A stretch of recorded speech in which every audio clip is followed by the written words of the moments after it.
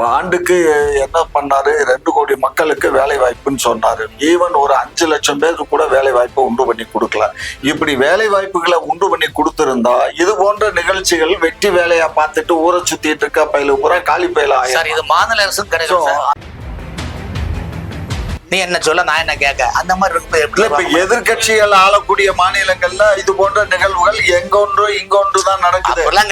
ஆளுகின்ற பாரதிய ஜனதா கட்சி ஆட்சி செய்கின்ற மாநில உயிருக்கு பயந்து உடலுக்கு பயந்து ஒரு 10 ஆண்டு காலம் மன்மோகன் சிங்குடைய ஆட்சி காலம். அவர் காலத்துல கேஸ், பெட்ரோலியம், ஆமா, தேனாரும் பாலாரும் படிச்சு நாடு முழுதும் குண்டு வெடிச்சு கலாச்சாரத்தை எத்தனை மனசாட்சி இல்லாம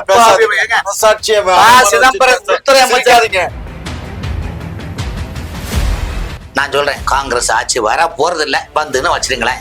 வர போறது இல்ல. அதான் 2014 கை கழுவிட்டாங்க அதான் காங்கிரஸ. இப்ப உங்க அண்ணனுக்கு காமாட்சி நாயகர்களே திருப்திக்காக சொல்றேன், வந்தாச்சு ஐஎன்டிஏ கூட்டணி என்ற போலி கூட்டணி, வாரம் ஒரு பிரதமர் என்ற 10 திட்டத்திற்கு வந்தாச்சுன்னு வச்சுக்கலாம். இப்போ பெட்ரோல் 50 ரூபாய் கொடுத்துருக்கீங்களா, தங்கம் 25 ரூபாய் கொடுத்துருக்கீங்களா, டீசல் என்னங்க சும்மா இங்க பாருங்க, இதெல்லாம் பேசாதீங்க.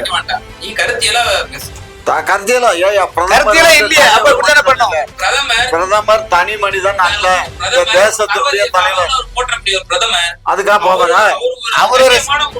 அவர் ஒரு சன்னியாசி, வாடு விவேகானந்தர். அவர் பிரதமர் அவர் சன்னியாசி, வாடு விவேகானந்தர் புத்தன். குக்கு செய்திகள் நேயர்களுக்கு வணக்கம். இன்றைய விவாத நிகழ்ச்சியில நம்மோடு இணைந்திருக்கும் சிறப்பு விருந்தினர்கள் மூத்த பத்திரிகையாளர் மற்றும் அரசியல் விமர்சகர் மரியாதைக்குரிய திரு வி.எஸ். ராமன் ஐயா அவர்களும், மேலும் தமிழ்நாடு நாயுடு பேரவையின் தலைவரும் திமுகவின் உறுப்பினருமான முனைவர் காமாட்சி ஐயா வணங்கிட்டாங்க. இருவருக்கும் வணக்கம். வணக்கம். முதல்ல திரு வி.எஸ். ராமன் ஐயாவிடம் இருந்து நேற்றைய தினத்துல இருந்து பெரும் பரபரப்பா பேசக்கூடிய விஷயம் வந்து, பெங்களூர்ல உங்க கூட்டணி கட்சியினுடைய ஒரு வேட்பாளர் எம்பியா இருக்கக்கூடியவர் ஹாசன் தொகுதியினுடைய எம்பி அவரு பிரஜ்வல் ரேவண்ணா, முன்னாள் பிரதமருடைய பேரன் தேவகவுடா அவர்கள் பேரன், அவருடைய இந்த வீடியோக்கள் 2700 மேற்பட்ட அந்த வீடியோக்கள் மற்றும் அந்த புகைப்படங்கள்லாம் வந்து வெளியாயிருக்கு. இது பெரிய பரபரப்பை ஏற்படுத்தியிருக்கு. எதிர்கட்சிகள்லாம் என்ன வைக்கிறாங்க அப்படின்னா, தென்னிந்தியாவில ஏற்கனவே வாஷ் அவுட் ஆக போறாங்க பிஜேபி. இப்ப இதன் மூலியமா வந்து கர்நாடகாவில இருந்த பேசும் இப்போ உங்களுக்கு அடிமாக போகுது. தென்னிந்தியால முற்று முதலுமா வந்து பிஜேபி தொடை தெரியப்படும் அப்படின்னு சொல்லி எதிர்கட்சிகள் நினைக்கிறாங்க. இதுல இருந்து என்ன புரியுதுன்னா, பாஜகவை வீழ்த்த வேண்டும் என்பது 100% ஐஎன்டிஏ கூட்டணிகள் கங்கணம் கட்டி கொண்டுள்ளார்கள். இப்போ ஒருத்தரை ஒழிச்சு கட்டணும்னா, இப்போ லேட்டஸ்ட் இப்போ வந்து கடந்த சமீப காலமா புது டெக்னாலஜி தான் காரணம். எல்லாமே பேனாவில கேமரா, பட்டன்ல கேமரா, இந்த மாதிரி நிறைய விஷயங்கள் அந்த மாதிரி இருக்குது வந்து. ஸோ அதனால என்னன்னா வந்து, ஒரு அரசியல்வாதியை ஒரு தலைவர்களை ஒழிக்கணும்னா அதுக்கு இப்போ பிரைவேட் ஏஜென்சி நிறைய இருக்குது. டிடெக்டிவ் ஏஜென்சி, ஒரு டிடெக்டிவ் ஏஜென்சி புலனாய்வுத்துறை சம்பந்தமானது. ஆனா இதை மாதிரி ஒருத்தரை ஒரு விஐபியை ஒழிக்கணும், ஒரு அரசியல் சார்ந்து இருக்க ஒரு தலைவர்களை ஒழிக்கணும் என்பது என்னன்னா, அதுக்கு இப்போ ஏஜென்சி நிறைய வந்துட்டாங்க. அவங்கள்ட்ட உள்ள காசை கையில் கொடுத்தா அவங்க வந்து இப்படிலாம் பண்ணணுமோ, எவ்வளவு சித்தரிக்கணுமோ, எவ்வளவு கேவலப்படுத்தணுமோ எல்லாம் வந்து. பட் வந்து இந்த உலக நாடுகளில் பொறுத்த வரைக்கும், நீங்க இந்தியாவில் உள்ள தலைவர்கள் மட்டுமல்ல, உலகத்துல நிறைய பெரும் தலைவர்கள்லாம் இந்த மாதிரி சர்ச்சைக்குரிய இந்த மாதிரி வீடியோகள்ல இந்த மாதிரி செக்கி பதவியெல்லாம் திறந்திருக்காங்க. பட் அதே நேரத்துல எப்பவுமே நாம வந்து அண்ணாதுரையை வந்து கை விரல் எப்படி காட்டுவாரு, அது வந்து அதே 2 விரல், அதாவது ஒண்ணு உங்களை காட்டும், இன்னொன்னுக்கு வந்து இந்த கட்ட விரல் என்ன காட்டும். சோ நீங்கள் அத்தனை பேரும் உத்தமர் தானால் சொல்லுங்கள், உங்கள் ஆசை நெஞ்சை தொட்டு பார்த்து சொல்லுங்கள், என்ன ஒரு பாடல் இருக்குது. சோ அதே போல வந்து ஒரு தவறுகளை ஒருத்தர் மாதிரி குற்றம் சாட்டும் போது முதல்ல நாம யோக்கியனா இருக்கணும். வந்து இவரு நடிகர் சிங்கமுத்து என்ன பண்ணுவாருன்னா, ஒரு படத்துல வந்து மலைய சாமியா காட்டுறேன் இடிஞ்சு எல்லாரையும் கூட்டு போவாரு மலைக்கு மேல, யாரு கண்ணும் தெரியல. அப்போ அவரு சொல்லுவாரு, எவன் பொண்டாட்டி உத்தமியோ அவன் கண்ணுக்கு தான் இது தெரியும் என்று சொல்லுவாங்க. சோ அதே போல பாத்தீங்கன்னா திரும்பி பார்த்தா யாருமே காணாது. ஸோ அது மாதிரி இன்னைக்கு உள்ள காலகட்டத்துல வந்து நீங்க சொல்ற இந்த மாதிரி, ஆனா காரணம் என்ன, ஒரு 20 ஆண்டுகள்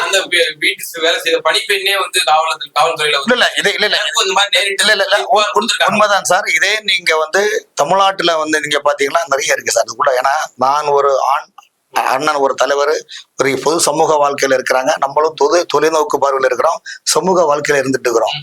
சோ இன்னைக்கு ஒரு நாளைக்கு காமாட்சி நாயுடு இன்னைக்கு ஒரு நாளைக்கு ஒரு நிகழ்ச்சிக்கு போறாருன்னா, அந்த நிகழ்ச்சியில பல தரப்பட்ட மனிதர்கள் வருவாங்க. அது ஆண்களும் பெண்களும் பல்வேறு துறைகளில் மிகப்பெரிய இமாலயத்தை தொட்ட சாதனைகளும் அங்க வருவாங்க.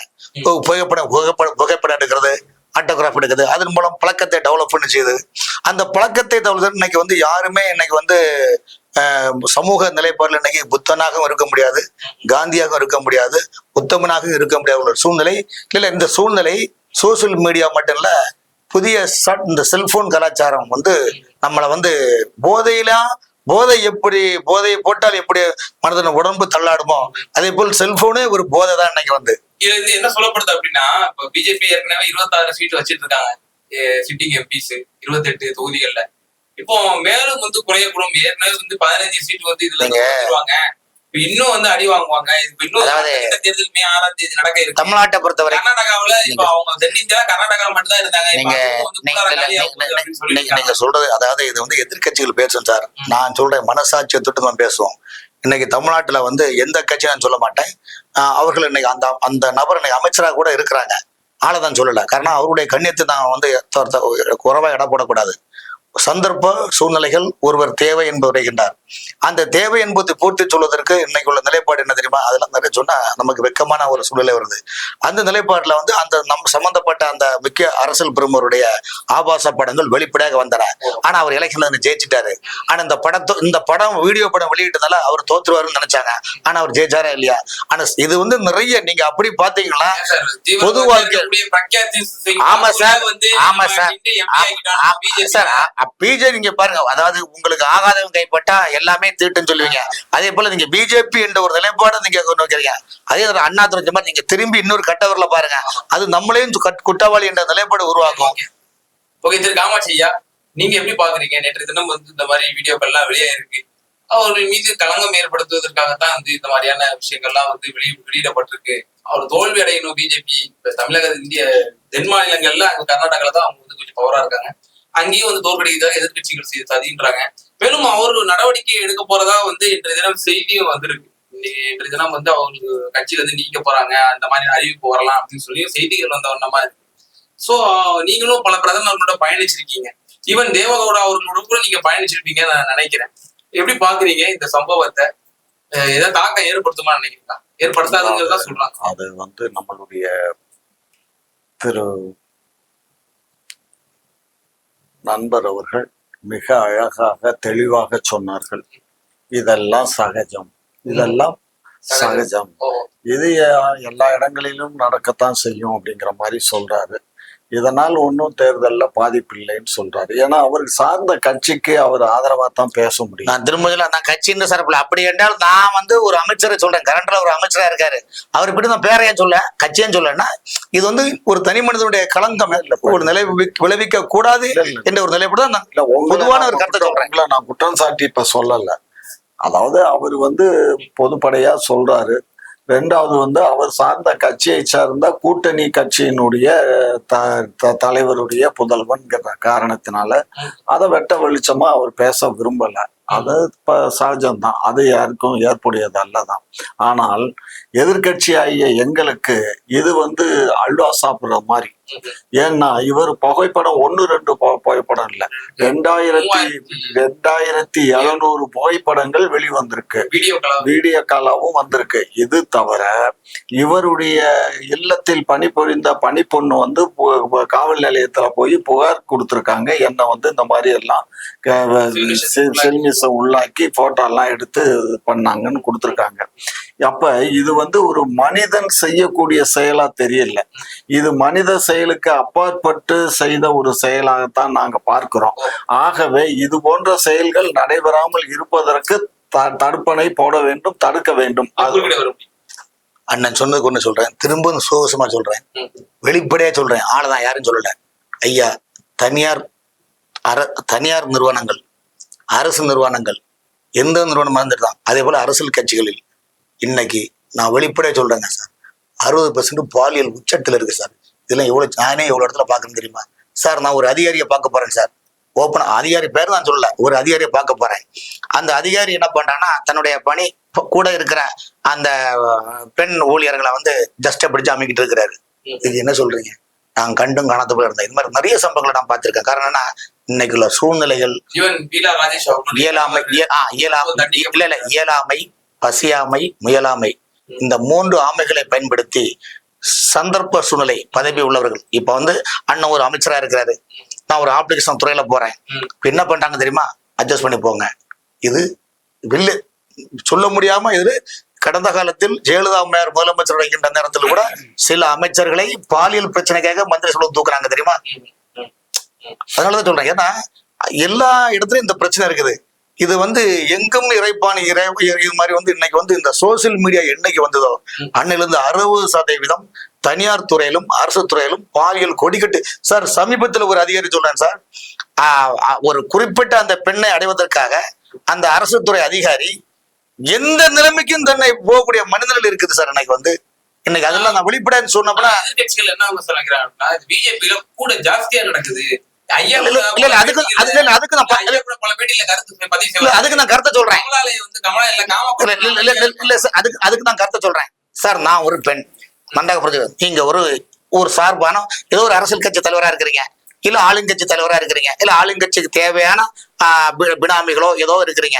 அப்ப எனக்கு ஏதாவது தேவையான என்ன பண்றாங்க? நான் இப்ப 1 கோடி ரூபாய் உங்களுக்கு கொடுக்கறத விட 1 கோடி ரூபாய் கொடுக்கறத விட 20 லட்சம் கையில வச்சுக்கிட்டு இந்த மாதிரி ஒரு ஏற்பாடை பண்ணி கொடுத்தோம்னா ரூட்டு கிளியர். அப்ப நான் என்ன வளர்த்துக் கொள்றேன். இன்னைக்கு இல்லைன்னு சொல்லிட்டு எனக்கு 1000 பேருக்கு குறைஞ்சபட்சம் 10,000 பேருக்கு பட்டியல் தந்தாரன் சார்.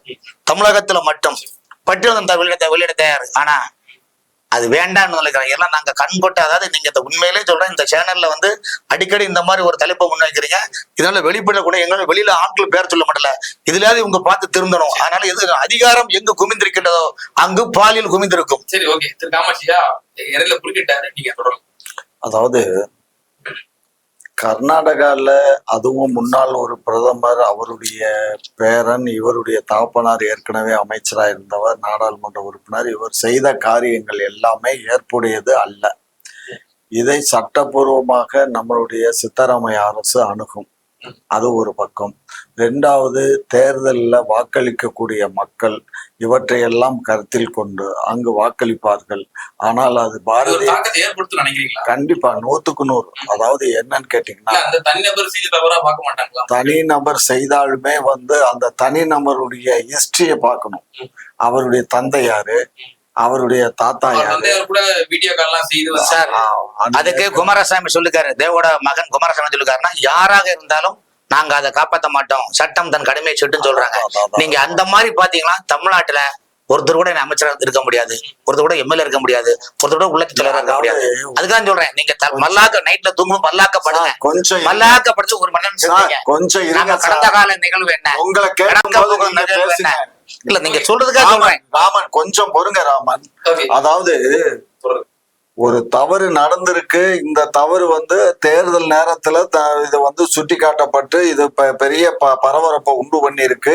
ஆகையினால இது வந்து சித்தராமையா நடவடிக்கை எடுக்கிறாரு, குமாரசாமி நடவடிக்கை சட்டப்படி எடுக்கணும்னு சொல்லியிருக்காரு. அதெல்லாம் மறுப்பதற்கு இல்லை. இருந்தாலும் அது வந்து இவர்கள் கூட்டணி வைத்திருக்கிற காரணத்தினால் இப்போ அந்த எம்பி பிரஜ்வால் அவர்கள் வந்து இப்ப ஜெர்மனில இருக்காரு, உள்நாட்டிலே இல்ல அவர். அதுவும் குறிப்பிடத்தக்க. அதாவது வந்து எப்படின்னா, இவர்கள் எல்லாமே வந்து இத வந்து நம்ம பாரதிய ஜனதா கட்சியை சொல்லல. இப்ப நம்ம சொல்றது வந்து தேவகவுடா கட்சியை தான் சொல்றோமே தவிர இது பாரதிய ஜனதா கட்சி இல்லை. ஆனா பாரதிய ஜனதா கட்சி ஆளுகின்ற காலத்தில் தான் இது எல்லாம் நடந்துச்சு. ஏன்னா அவங்க அந்த கூட்டணியில அங்கம் வைத்த போது நடந்த நிகழ்வுகள். ஆகவேதான் பாரதிய ஜனதா கட்சிக்கு பின்னடைவு ஏற்படுங்கிறத நம்ம பதிவு பண்றோமே தவிர அது சட்டபூர்வமா நடவடிக்கை இதெல்லாம் வந்து அவங்க அரசு பாத்துக்கிறோம். அதுல நம்ம என்ன பண்ண போறோம், அரசு நடவடிக்கை எடுக்கும். இது ஒரு பக்கம். இது போன்ற பல்வேறு காரியங்கள், அதாவது உத்தரப்பிரதேசத்துல நடந்த நிகழ்வுகளை பாத்தீங்கன்னா, அதாவது ஒரு 2 பெண்ணு மேல ஏற்கனவே கற்பழிப்பு புகார் அந்த பெண்கள் கொடுத்திருக்காங்க. அந்த பெண்கள் வந்து கார்ல பயணிக்கும் போது லாரியை வச்சு மோதி அந்த பெண்களை கொலை செய்யறாங்க. அதே போன்று இன்னொரு நிகழ்வுல என்ன பண்றாங்க, ஒரு பெண்ணை வந்து கற்பழிச்சிடறான். அந்த பெண்ணு வந்து காவல் நிலையத்துல புகார் கொடுத்த உடனே அந்த கணவன் போய் அவனும் போய் கேட்கிறான். கேட்ட உடனே அவனை பிடிச்சி ஜெயில போட்டு அவன் வந்து தகப்பனாரு ஹத்ராஸ் சம்பவம் தான். அவர் வந்து என்ன பண்றாரு, அவரை அடிச்சே கொன்னு விட்டு என்ன பண்றான், இது வந்து லாக்அப் டெத்து, அவரு சூசைட் பண்ணிட்டாரு அவர் நிறைய ஆயுதங்கள் வச்சிருந்தாரு, அந்த ஆயுதங்கள்ல அவரு குத்தி கொன்னுக்கிட்டாரு அப்படின்னு மாதிரி ஒரு கதையை கொண்டு வந்துட்டாங்க.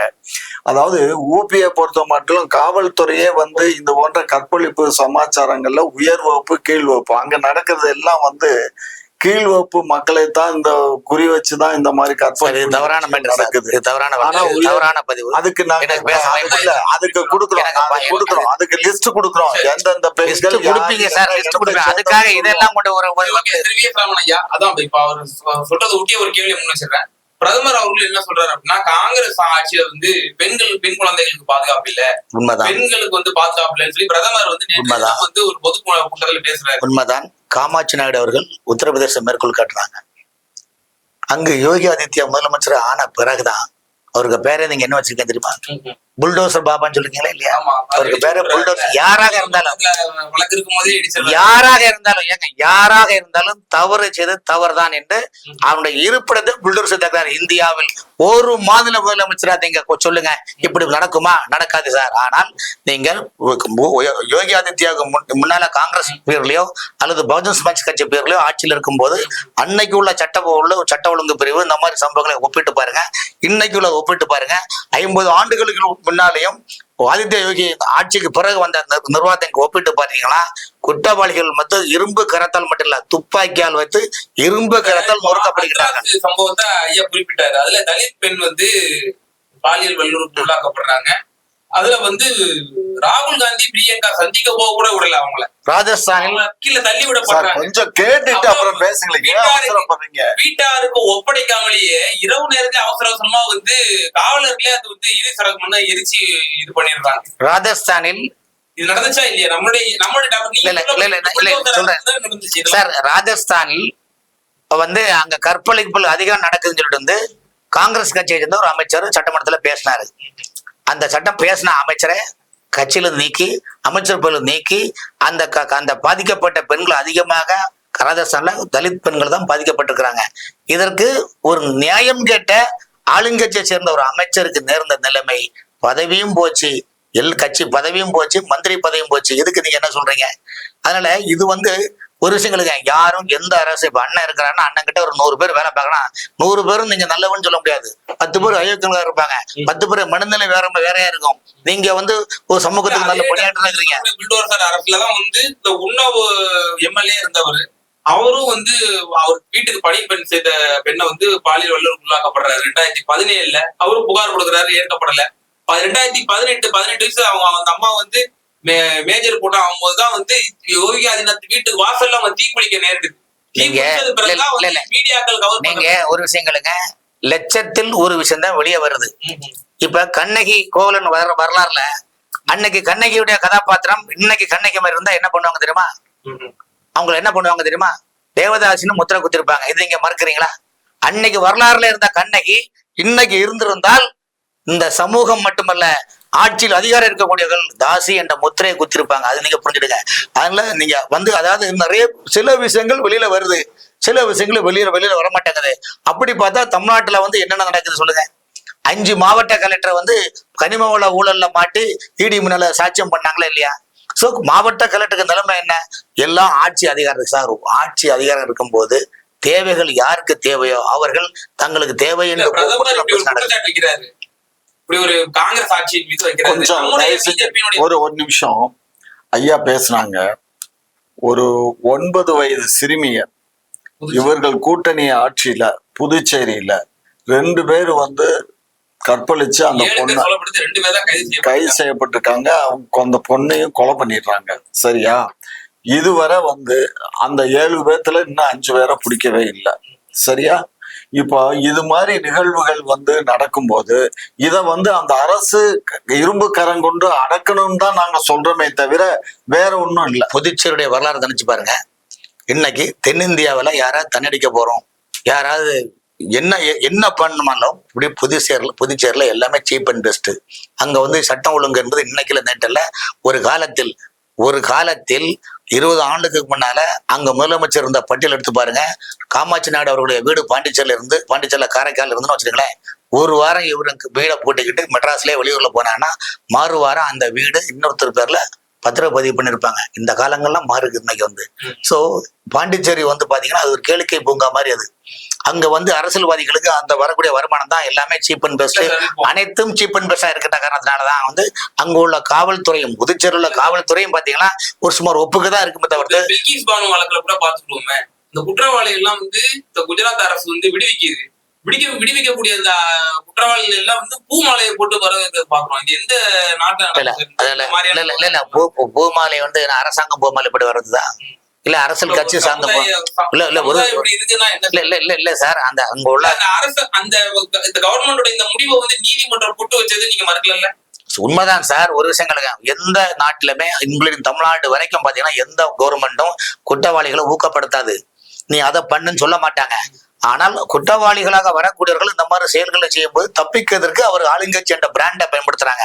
அந்த பிராண்டை பயன்படுத்த என்ன பண்ணா ஏதோ ஒரு வழியில காப்பாத்தி விட ஏதோ ஒரு முயற்சியில ஒளிச்சிருக்க வைக்கிறது, பதுக்கிக்கிற வைக்கிறது, சட்டத்தின் முன்னால அப்படி லைட்டா கண்டு காணாம இருக்கிறது. அவங்க அம்மா எத்தனை வீடுகள் மாறி இருக்கு சார், எத்தனை அச்சுறுத்தல்கள் சார் இந்த வழக்கை நடத்திருக்கு, அதையும் நம்ம பார்க்கணும். நீங்க சொல்றது சார் இந்த உத்தரவாதம் நீங்க ஒரு சார் நீங்க இந்த சொல்லக்கூடிய கருத்துக்கள் எல்லாம் பாத்தீங்களா, நீங்க வந்து அந்த மாதிரி ரூல்ஸ் இந்தியாவில் அனைவரும் சமத்துவமாகவும் சண்டை சச்சரவு இல்லாமல் அவங்கவுங்க பொருள் அவங்கவுங்க பத்திரமா பார்த்துக்கிட்டு எல்லாரும் அவங்கவுங்க இப்ப பறவைகளுக்குள்ள சண்டை போடுதா, மிருகங்களுக்குள்ள சண்டை போடுதா, எவ்வளவு லட்சக்கணக்கான உயிரினங்கள் பறவைகளோடது சண்டை போடுதா இல்லை, அவங்கவுங்க சமுதாயத்தை அவங்கவுங்க பார்த்துதான் இருக்கிறாங்க, இனத்தை பாதுகாத்து. அதே போல் இந்தியாவை பொறுத்தவரை நீங்க சொல்ற மாதிரி எல்லாம் பக்குவமா போகணும்னா ஒரே இது இஸ்லாமிய நாடு இருக்கு பாத்தீங்களா, அரபு நாடு இருக்கு பாத்தீங்களா, கடுமை சட்டத்தை போட்டு கண்ணுக்கு கண் பல்லுக்கு பல் போட்டு பாருங்க. தமிழ்நாட்டுல ஒண்ணுல ரவுடிகள் இந்த கஞ்சா ஒடிப்புல வாசனால் என்கவுண்டர் போடுங்க சார், எவனும் வரமாட்டான் சார். நீங்க எதுவுமே மென்மையான அணுகுமுறை போகும்போது குற்றங்கள் பெருக்கத்தான் செய்யும். ஓகே, திரு ராமஜி நீங்க எப்படி பாத்தீங்க? பிரதமர் வந்து சொல்றாரு பெண்களுக்கு வந்து பாதுகாப்பு இல்ல காங்கிரஸ் ஆட்சியில அப்படின்னு சொல்றாரு. அப்போ ஒரு வலுவான ஒரு அரசு வேணும், பெண்ணுக்கு பாதுகாப்பான அரசு வேணும்னா பிஜேபிக்கு தானே நம்ம வந்து வாக்களிச்சோம். இல்ல, பிஜேபி அரசு இந்த 10 ஆண்டு காலத்துல என்ன பண்ணுச்சு? இவருடைய ஆட்சி காலத்துல தானே கற்பழிப்புகளும் கொலை கொள்ளை போன்ற நிகழ்வுகள் அதிகமா நடந்தது. பிஜேபி போய் சொல்லிச்சா நீ ரெண்டாவது சார் கொஞ்சம் பொறுங்க சார். அதாவது ரெண்டாவது அவர் வந்து இளைஞர்களுக்கு வேலை வாய்ப்பு உண்டு பண்ணி தரேன்னு சொல்லியிருந்தாரு. ஆண்டுக்கு என்ன பண்ணாரு, 2 கோடி மக்களுக்கு வேலை வாய்ப்புன்னு சொன்னாரு. ஈவன் ஒரு 5 லட்சம் பேருக்கு கூட வேலை வாய்ப்பு உண்டு பண்ணி கொடுக்கல. இப்படி வேலை வாய்ப்புகளை உண்டு பண்ணி கொடுத்திருந்தா இது போன்ற நிகழ்ச்சிகள் வெற்றி வேலையா பார்த்துட்டு ஊரை சுத்திட்டு இருக்க பயில பூரா காலி பயில ஆயிரம். இது மாநில அரசும் கிடைக்கும். அதனால இதுக்கு மெயின் பொறுப்பு மாநில அரசு. இல்ல நான் சொல்றது சார் மத்திய அரசு என்பது ஒரு ஜங்ஷன் பாக்ஸ். அதுல இருந்து உயரிங் போது அங்கங்கே ஸ்டேட் நிர்வாகம் பண்றது. ஸ்டேட் நிர்வாகம் வந்து எல்லாமே உள்கட்டமை பண்ணும் போதுதான் ஒரு தேசியமான ஒரு நிலைப்பாடு வரும். அதுக்கு எதுக்கு உள்ளாட்சி இதுக்கு வந்து அமைச்சர் இருக்காரு, அமித்ஷா எதுக்கு இருக்காரு? அவர் எல்லா உள்துறை இந்தியாவுடைய ஒருங்கிணைப்பான அந்த துறைக்கு அமைச்சர். இப்ப நான் சொல்றேன் மத்திய உள்துறை அமைச்சகம் ஒரு திட்டத்தை போடுறேன்னா அதுக்கு எதிர்நோக்கம் திமுக போன்ற எதிர்கருத்துள்ள சிந்தனைகள் நீ என்ன சொல்ல நான் என்ன கேட்க, அந்த மாதிரி இருக்கும்போது எதிர்கட்சிகள் ஆளக்கூடிய மாநிலங்கள்ல இது போன்ற நிகழ்வுகள் எங்கொன்று இங்கொன்றுதான் நடக்குது. ஆளுகின்ற பாரதிய ஜனதா கட்சி ஆட்சி செய்கின்ற மாநிலம் உயிருக்கு பயந்து உடலுக்கு பயந்து வரமாட்டாங்க சார். உயிருக்கு பயந்து உடலுக்கு பயந்து உடம்புக்கு பயந்து யாரும் பொதுமக்கள் வரமாட்டாங்கிறாங்க. அவர்கள் சொல்றதுல சில முகாந்திரமும் இருக்குல்ல. நாடே வந்து பேச பொருளானது வந்து இந்த நிர்பயா வந்து காங்கிரஸ் ஆட்சியில நடந்துச்சு. அது பிரதமர் குறிப்பிடுறாங்க. கண்ண நிர்பயா வந்து காங்கிரஸ் ஆட்சியில நடந்தாலும் அது எந்த மாதிரி யார் பண்ணது புரிஞ்சுக்கோங்க. எந்த கட்சியை சார்ந்தவங்க பண்ணாங்க நீங்க அத போடுங்க. பிஜேபி காரங்க தானே பண்ணாங்க. பிஜேபி காரங்க பண்ணாங்க. அதை பிஜேபி அரசு வந்து மறுபடியும் அவங்கள விடுதலை பண்ணுது. அத நீதிமன்றம் கண்டிக்குது. மறுபடியும் அவங்கள சிறையில போடணும்னு சொல்றாங்க. எல்லாரும் சரண்டர் ஆகி மறுபடியும் எல்லாம் இப்ப சிறையில கம்பி எண்ணிட்டு இருக்காங்க. வந்து தவிர்க்க முடியாத நம்முடைய இந்தியாவில இருந்து பல தொலைக்காட்சி நிறுவனங்கள் சார்பில் சிறப்பு செய்தியாளர்கள் பிரதமரை பேட்டி எடுத்தாங்க டெல்லியில. அப்ப நிருபர்களுக்கு செய்தியாளர் கேட்கறாங்க, மாட்டு கட்சியில் இருக்கும்போது ஊழல்வாதியாக இருக்கிறாங்க, உங்க கட்சியில இணைஞ்ச பிறகு அவங்க பாவம் மன்னிப்பு கொடுக்குறீங்களா, வாஷிங் மிஷின்ல போட்டீங்கன்னா கேட்கறாங்க. அது பிரதமர் என்ன சொன்னாருன்னா, யாராக இருந்தாலும்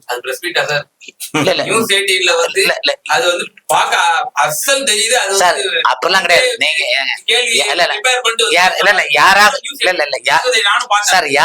யாராக இருந்தாலும் அப்படி மாறி நம்மளுடைய கட்சியில வந்தா அண்ணாமலை அவர்கள் வந்து ED வழக்கு வந்து அவர் மேல முடியாது. வந்து இதே அளவுகளை வந்து உதயநிதி அவர்களுக்கு வைக்கல. உதயநிதி வந்து நியூஸ் எடிட் வைக்கும் போது ஒரு தீண்டத்தகாத ஒரு வார்த்தையை பயன்படுத்துறாரு. அந்த கேள்வி இப்படி இல்ல, அந்த கேள்வி இந்த கேள்வி வித்தியாசம் சார். உதயநிதி அவரிடம் கேட்ட அந்த பத்திரிகையாளர் கேட்ட கேள்வி வந்து எல்லாம் செட்டப் பண்ணி பல்லுபடாம ஒரு கேள்வி, சரி, அது பல்லுபடாம சொல்றது. இந்த வார்த்தையை தான் சார் தவிர்க்கலாம். புரியுதா? இல்ல சொல்றேன், அவரு சொன்னது சொல்றேன். நம்மளுக்கு பல்லுபடாம சாப்பிடுங்கன்னு சொன்ன மாதிரி வந்து பல்லுபடாம ஒரு கேள்வி, பல்லுபடாம ஒரு பதில், அவ்வளவுதான் வித்தியாசம். ஒரு தந்தி டிவில எடுத்தாங்களே அதுவும் அப்படிதானே? கேள்வி கேட்டு ஒரு விஷயம் சார், ஒரு பிரதமர் என்பவரிடம் வந்து ஒரு செய்திகள் கேட்கும் போது என்ன கொஸ்டின் ஓரளவுக்கு அனலைஸ் பண்ணி சொல்லுவாங்க. சார் இதுதான் சார், இதுதான் கண்டென்ட். மன்மோகன் சிங் ஆட்சி காலத்துல சேலையெல்லாம் அனுப்பணும் சார் கட்டிக்கங்கன்னு சொல்லி. ஆனா அந்த பிரதமர் கூட 6 மாதம் இல்ல அந்த பிரதமர் அனுப்ப வேண்டியதான் சார். சார் மன்மோகன் சிங்குக்கு சேலை அனுப்புறது கரெக்ட் சார். ஏன்னா நீங்க 10 ஆண்டு காலம் மன்மோகன் சிங் கவர்மெண்ட்ல நீங்க பாத்தீங்களா, அந்த ஆக்டிங் பிரதமர் சோனியா காந்தி. நீங்க வெளிநாட்டு தலைவர்கள் பல தலைவர்கள் டெல்லியில வரும்போது பிரதமர் என்ன சொல்றாங்க, ஆக்டிங் பிரதமர் மோடி. என்ன பேச விடுங்க சார். சார் என்ன பேச விடுங்க, நீங்க ஆளுங்கட்சிக்காரர் சப்போர்ட் பண்ணாதீங்க சார், எங்களையும் பேச விடுங்க. சொல்லுங்க. அதாவது மன்மோகன் சிங் அவர்கள் 10 ஆண்டு காலம் பிரதமரா இருந்தாரு. வெளியுறவு கொள்கை சம்பந்தமாக பல விஷயங்களை வெளிநாட்டு தலைவர்கள்லாம் பார்க்க வராங்க. பார்க்க வரும்போது என்ன பண்றாங்கன்னா, சோனியா காந்தி அம்மையார் தான் வாங்க வரவேற்க சால்வை போடுறாங்க, வரவேற்கிறாங்க. அந்த நாட்டு அதிபர் அனைவருமே சோனியா காந்தியை தான் கும்பிடுறாங்க. மன்மோகன் சிங் அப்படியே ரோபோ பொம்மை மாதிரி நிற்கிறாரு. அவரை திரும்பி பார்க்க கூட இது கிடையாது. அப்ப அதனாலதான் சொல்ல, ஒரு ரோபோவை கொண்டு வச்சுட்டு நிர்வாகம் பண்ணணும்னு சொல்லுங்க. மன்மோகன் சிங் ஒரு பொம்மையாக இருந்தாலும் தவிர்த்து நிர்வாக செயல்படுறது எல்லாமே சோனியா காந்தி தான். ஒரு 10 ஆண்டு காலம் மன்மோகன் சிங்குடைய ஆட்சி காலம். அவர் காலத்துல கேஸ், பெட்ரோலியம், ஆமா, தேனாரும் பாலாரும் படிச்சு நாடு முழுதும் குண்டு வெடிச்சு கலாச்சாரத்தை எத்தனை மனசாட்சி இல்லாம மனசாட்சியை உள்துறை அமைச்சாதீங்க, மனசாட்சியை வித்துட்டு பேசுறீங்க. உள்துறை அமைச்சர் சிதம்பரம் பெட்ரோல் லிட்டர் என்ன விலை? அன்னைக்கு என்ன நிலப்பாடு, இன்னைக்கு என்ன நிலப்படுறீங்க சார்? அன்னைக்கு சும்மா இருங்க. போன வாரம் வித்தா ஜீரோ பெப்பர் 600 வித்த பெப்பர் என்ன 800 வைக்குதுங்க. தமிழ்நாட்டு என்ன கூடல சார், அன்னைக்கு இந்தியா உற்பத்தி பண்ண கொரோனால கூட ஐயா அது இந்தியா உற்பத்தி பண்ணல. நீங்க சொல்லலாம் சார், நீங்க பேசலாம், வாய் புளிச்சதா வாங்க பிடிச்சா பேசாதீங்க சார். இன்னைக்கு வந்து எல்லாமே அந்த எண்ணெய் வினைகள் எல்லாமே தங்க விலைகள்லாம் வெளிநாட்டினுடைய அந்த உற்பத்தியை ஒரு செகண்ட் இருங்க. அன்றைக்கு வந்து காங்கிரஸ் ஆட்சி காலத்துல ஒரு பேரல் கச்சா எண்ணெய் $128 வித்துச்சு, சரிங்களா? அதே இது இன்றைக்கு வந்து வெறும் 76 ரூபாய் ஒரு பேரல் கச்சா எண்ணெய் விக்குது. 76 ரூபாய் எங்க, $128 எங்க? என்ன பிரச்சனை? அன்னைக்கு டாலர் இரியா, அன்னைக்கு டாலர் இல்ல, அமெரிக்காவுடைய டாலர் விலை அன்னைக்கு நம்ம மன்மோகன் சிங் இருக்கும்போது எவ்வளவு இருந்தது? இன்னைக்கு டாலருடைய சும்மா இதெல்லாம் பேசாதீங்க. அண்ணன் காமச்சாடி சொல்றாருல, நான் சொல்றேன், காங்கிரஸ் ஆட்சி வர போறது இல்ல, வந்துன்னு வச்சிருங்களேன், வர போறது இல்ல. அதான் 2017 கை கழுவிட்டாங்க அதான் காங்கிரஸ். இப்ப உங்க அண்ணனுக்கு காமாட்சி நாயகர்களே திருப்திக்காக சொல்றேன், வந்தாச்சு INDA கூட்டணி என்ற போலி கூட்டணி, வாரம் ஒரு பிரதமர் என்ற திட்டத்திற்கு வந்தாச்சுன்னு வச்சுக்கலாம். இப்போ பெட்ரோல் 50 ரூபாய் கொடுத்துருவீங்களா? தங்கம் 25 ரூபாய் கொடுத்துருவீங்களா? டீசல் தங்கத்துக்கு அப்ப என்னங்க நீங்க சார் கொடுக்கல, நீங்க இதை விட ஐயா நீங்க இதை விட டபுள் மடங்கு தான் ரேட் ஏத்த போறீங்க. அதெல்லாம் நீங்க வர போறதுல என்னத பாக்குறது? பெட்ரோலியம் பாக்கும்போது எப்படின்னா, நீங்க பண்றத பார்த்தா பார்க்க சிரிப்பு வருது, அடக்க முடியலே ஆக்க பொறுத்த அண்ணனுக்கு ஆரம் பொறுக்கலே மாதிரிதான் இருக்குது. சரி, ஓகே. திரு காமாட்சி ஐயா, நிறைவான உங்களோட பார்வை பத்தி செய்யுங்க. நீங்க உங்க தேர்தல் அறிக்கையில் சொல்லிருக்கீங்க 65 ரூபாய் 65 ரூபாய் டீசல், 75 சார் என்ன சார் போகாத ஊருக்கு வழி சார் அது. ஆனா உங்க காங்கிரஸ் அரசு அந்த மாதிரியான எந்த ஒரு உத்தரவாதம் கொடுக்கல உங்க காங்கிரஸ் கட்சியின் அறிக்கையில. உங்க நிறைவான பார்வை 100க்கு 100 இது எங்களுடைய கூட்டணி ஆட்சி, NDA கூட்டணி ஆட்சி அமைஞ்சா, இந்தியா கூட்டணி பழைய பிளாஷ்பேக். சோ இந்தியா கூட்டணி ஆட்சி அமைச்சா 100க்கு 100 எங்க முதலமைச்சர் கொடுத்த இந்த ரேட்டுக்கு நாங்க பெட்ரோலிய ப்ராடக்ட் சப்ளை பண்ணுவோம். கேஸ் இதையும் குறைப்போம். கேஸுக்கு நாங்க மானியம் தர்றோம், பேங்க்ல அக்கௌண்ட் ஓபன் பண்ணுங்கன்னு சொன்னாரு இந்த யோக்கியரு. ஒரு 2 மாசம் வர வச்சுட்டு அதுக்கப்புறம் என்ன ஆச்சு அந்த பணம்? அதே மாதிரி 2 கோடி மக்களுக்கு வேலை வாய்ப்பு பண்ணி கொடுப்பேன்னு சொன்னாரு, அது என்னாச்சு? அதன் பிறகு வந்து மக்கள் பிரதமருக்கு ஒரு நல்ல இமேஜ் இருக்கு. ஏன்னா அவரு வந்து எங்க போனாலும் 16 லட்சம் ரூபாய் செலவு பண்ணி ட்ரெஸ் கோட் பண்றாரு, சரியா?